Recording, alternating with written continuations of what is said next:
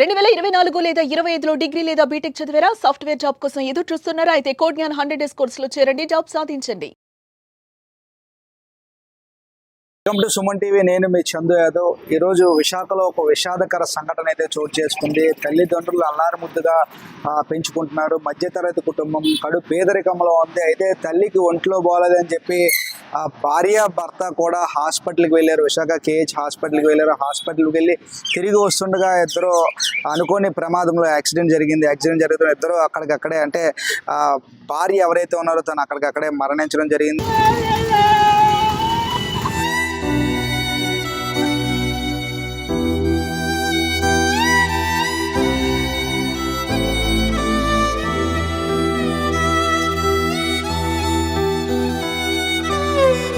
మామూలు పాడగా మళ్ళీ ఇరిగిపోయింది, చెయ్యి ఇరిగిపోయింది, నోటంట చెవులంట బ్లడ్ వచ్చేస్తుంది.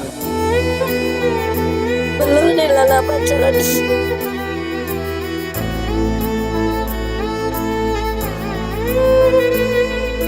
భర్త ప్రస్తుతం కేజీకి తీసుకెళ్లారు.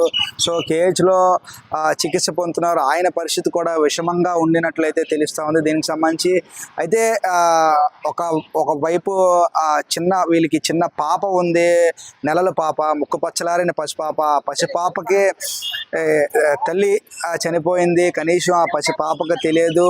సో తండ్రి హాస్పిటల్లో ఉన్నాడు. సో పాపకి ఒక అక్క కూడా ఉన్నాడు తెలుస్తూ ఉంది. అంటే ఇద్దరు పిల్లలు ఇప్పుడు తండ్రి పరిస్థితి విషమంగా ఉంది, తల్లి చనిపోయింది. అంటే వీరు పేదరికంలో ఉన్నారు. వీరి పరిస్థితి ఏంటి అంటూ కూడా ఈరోజు పాప తాలూకా ఎవరైతే ఉన్నారో బంధువులు ఉన్నారో అడిగి తెలుసుకునే ప్రయత్నం చేద్దాము. తల్లి మీ పేరు చెప్పమ్మా. నా పేరు భవానీ అండి. నేను పిల్లకి పెద్దమ్మని అవుతాను. ఈ పిల్ల ఉంది, ఇంకో పిల్ల ఉంది. ఆయన వికలాంగు. బాగా ఉన్న కాలు చెయ్యి ఇరిగిపోయి ఆయనకి 2 చెవుల్లో కూడా పెట్టొచ్చేస్తుంది సార్. 24 గంటలు దాటి ఊరికి ఏం చెప్పలేమంటున్నారు. ఇద్దరు ఆడపిల్లలు, ఏం చేయాలో తెలియదు. ప్రైవేట్ హాస్పిటల్లో చూపించుకుంటే పరిస్థితి లేక కేజీస్కి బాగోలేదని తనకి చిన్న నొప్పి వస్తుందనేసి వస్తుండగా యాక్సిడెంట్ జరిగింది సార్. జరిగిద్దరుగా అక్కడికక్కడ ఆవిడ చచ్చిపోయింది. చిన్నపిల్ల 8 ఏళ్ళ పాప ఒక ఆవిడ, 3 సంవత్సరాల పాప ఒక ఆవిడ పడింది. ఎవరో లేరు, అత్తమామ లేరు తనకి. అలాగే చచ్చిపోయిన ఆవిడ తల్లి తండ్రి కూడా లేడు. ఒక అన్నదమ్ముడు ఉండి అయినా కూడా చచ్చిపోయాడండి. ఎవరు లేరు. నేనైతే తనకి అక్కడ అవుతాను. నేనే తను పెంచి పెద్దని చేసి పెళ్లి చేశానండి. నేను కూలి పని చేస్తూ ఆవిడకి పెళ్లి చేసావు. 2 పిల్లలు పుట్టారు. ఇసారి పరిస్థితి ఎవరైతే సేవలు చేస్తే ఆ పిల్లలు ఏదో విధంగా పెంచుతావు, తను ఎక్కడో ఒకటి చూపిస్తావు. లేకపోతే ఆ పిల్లలు నేను ఎలా పెంచాలని నాకు అర్థం కావట్లేదు సార్. నేను కూడా కూలి పని చేసుకుంటాను. ఫార్మాసిటీ కంపెనీలో చేస్తున్నాను సార్. నేను కూడా హౌస్ పికింగ్ పని చేసుకుంటాను సార్. ఇది సార్ పరిస్థితి.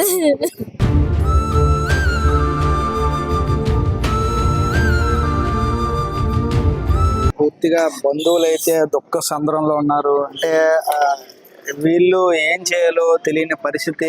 అందరూ కూడా ఆ పాపను చూసుకొని ఏడుస్తూ ఉన్నారు. ఎందుకంటే తండ్రి పరిస్థితి బాగోలేదు, తండ్రి కూడా హ్యాండిక్యాప్డ్.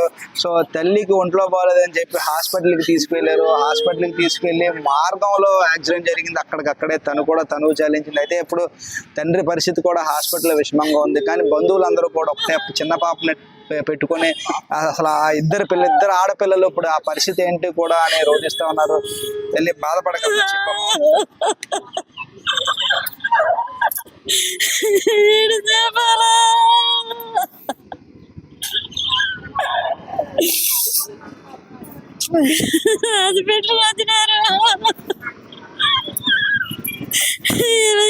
తెలియదు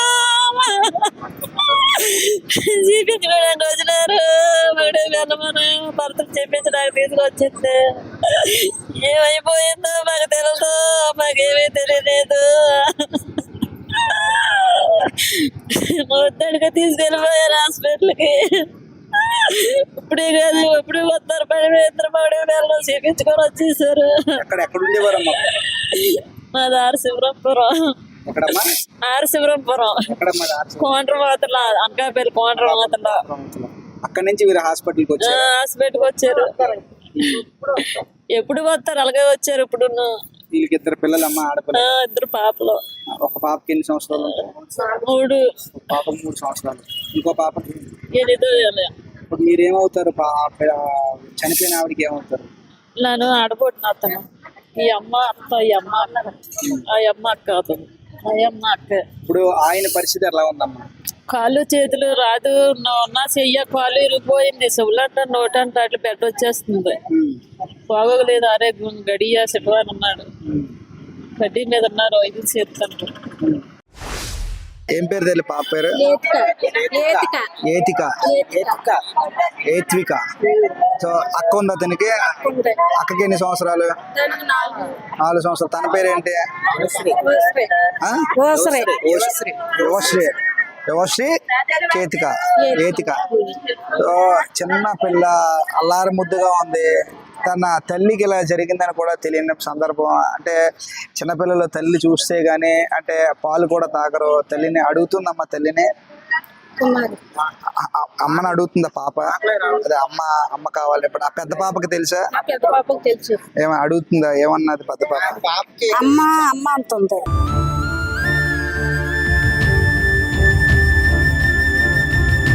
చిన్నపిల్లలు ముక్కు పచ్చలారని చిన్నపిల్లలు 2 ఆడపిల్లలు ఉన్నారు. తల్లి చూస్తే చనిపోయింది. తండ్రి పరిస్థితి కూడా బాగలేదు. హాస్పిటల్లో మృత్యువుతో పోరాడుతూ ఉన్నారు. వీరు కూడా రెక్కాడితే కానీ డొక్కాడని బతుకులు వీళ్ళవి. సో వీరందరూ కూడా సహాయం చేయండి, అంటే మమ్మల్ని ఆదుకోండి, పిల్లల భవిష్యత్తును కాపాడని అంటూ కూడా అడుగుతూ ఉన్నారు. సో దీనికి సంబంధించి ఊరు పెద్దలు కూడా వచ్చారు. అందరూ కూడా వచ్చి స్టేషన్ దగ్గరకు వచ్చి మాట్లాడుతున్న సందర్భం కనిపిస్తుంది. ఈ చిన్న పిల్లలకి మీరు ఏమవుతారు సార్? చిన్నపిల్లలకి ఫ్యాన్ అవుతాను. ఓకే. సో ఇప్పుడు వీళ్ళ పరిస్థితి చూశారు. సో మీరు ఎట్లా సహాయం చేద్దాం, లేకపోతే ఎట్లా వీరిని పెంచుదాం అనుకుంటున్నారు? ఎట్లా అంటే వాళ్ళ నాన్నగారు వికలాంగుడండి. వాళ్ళ అమ్మగారు చనిపోయారు. వాళ్ళ అమ్మగారికి వాళ్ళ అమ్మ వాళ్ళ నాన్నగారు ముందే చనిపోయారు. వీళ్ళకి ఎవరు లేరు. ఆడికి కూడా అతను కూడా ఇప్పుడు బాగున్న ఆల్రెడీ ఒక కాలు వికలాంగుడు. బాగున్న కాలు కూడా ఎండకాలతో పాటు బాగున్న కాలు కూడా మళ్ళీ ఇరిగిపోయింది. చెయ్యి ఇరిగిపోయింది. నోటంట చెవులంట బ్లడ్ వచ్చేస్తుంది. మరి పిల్లలకి ఎవరైనా మనసు ఉండాలి. ఎవరైనా సరే కానీ డబ్బు రూపంలోనో ఏదో రూపంలో చేస్తే వాళ్ళకి ఏమైనా సహాయపడుతుందని. చాలా పేదోడు, వికలాంగుడు అయిపోయిన కలడు.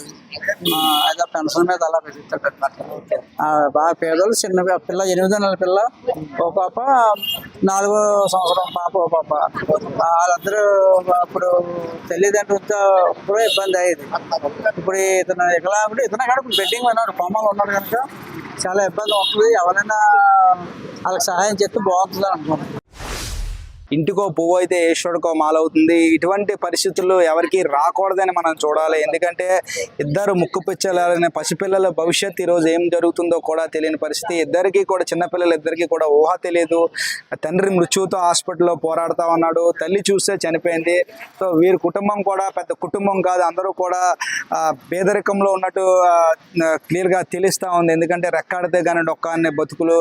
సో ఒకవైపు వీరి కుటుంబాల్లో వీరు చూసుకుంటారా, ఈ పిల్లల్ని వీరు చూసుకుంటారా? దయచేసి ఎవరైనా ఈ వీడియో చూసిన దాతలు ఒక మంచి మనసుతో పిల్లల భవిష్యత్తు బాధ్యత తీసుకోవాలి, పిల్లలకి సహాయం చేయాలి. ఎందుకంటే ఈరోజు మనం తెలిసి తెలియక చాలా ఖర్చులు పెడుతుంటాము. దుబారా ఖర్చులు చాలా చేస్తూ ఉంటాం మనం తెలిసి తెలియకుండా. సో మనం చేసే ఖర్చులు కొంతమేర ఈ పిల్లలకి కనుక సాయం చేసినట్లయితే, చిన్న పిల్లలు వీళ్ళు, సో ఆ విధంగా చేస్తారని మనస్ఫూర్తిగా కోరుకుంటున్నాను. సో దయచేసి దాతలు ఎవరైనా ఒక మంచి మనసుతో ఆ నెంబర్కి ఏమైనా సహాయం చేస్తారని మనస్ఫూర్తిగా ఆశిస్తున్నాను. అదేవిధంగా ఇంకొంతమంది వచ్చినట్లయితే పాపనే ఏదైతే ఉన్నదో ఈ చిన్నపిల్లల్ని సంరక్షించే విధంగా కూడా బాధ్యత తీసుకున్నా కూడా చాలా సంతోషంగా ఉంటుంది. ఎందుకంటే వీరందరినీ చూస్తే నిజంగా పేదవాళ్ళు, ఎందుకంటే వాళ్ళ పరిస్థితి కూడా బాగలేదు. సో తండ్రి మృత్యుతో పోరాడుతున్నారు. సుమన్ టీవీ ప్రేక్షకులందరూ కూడా ఒక మంచి మనసుతో మీ కుటుంబాన్ని ఆదుకుంటారని మనస్ఫూర్తిగా కోరుకుంటా ఉన్నాను. సో దయచేసి సుమన్ టీవీ ప్రేక్షకులు మరొకసారి ఒక మంచి మనసుతో ఆలోచించి వీరిని ఆదుకుంటారనేసి మరొకసారి రిక్వెస్ట్ చేస్తా ఉన్నాను.